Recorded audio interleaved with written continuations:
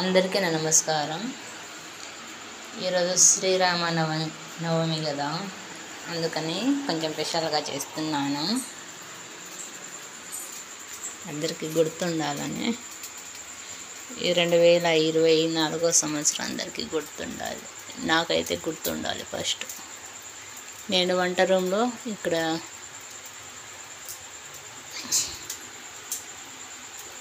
పూజ చేస్తున్నాను. కొంచెం ఇంకా 5 రకాలుగా బజ్జీలు చేస్తున్నాను. ఓం మిత్రాయ నమః, ఓం మిత్రాయ నమః. నేను సూర్యుడిది ఇక్కడ దేవుని మన వంట రూమ్లో అతికించాను అన్నమాట.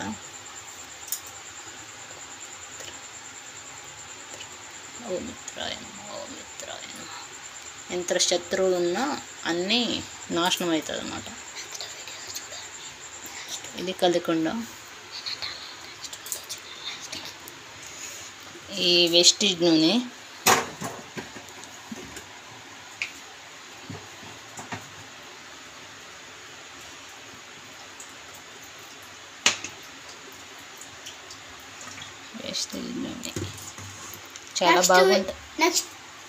చాలా బాగుంటుంది వెస్టిజ్ది.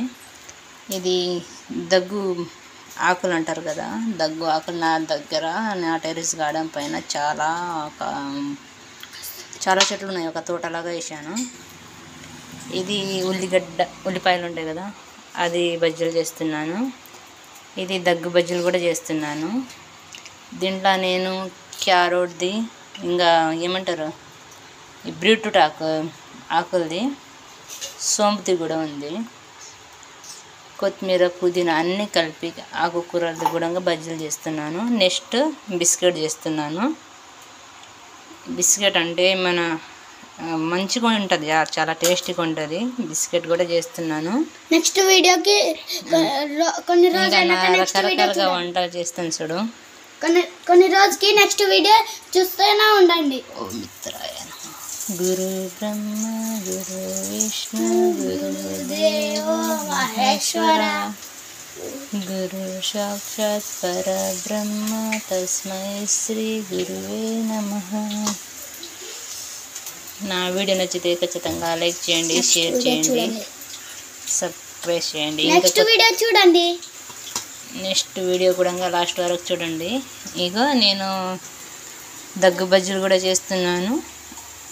5 రకాల ఆకుకూరలు బజ్జీలు చేస్తున్నాను.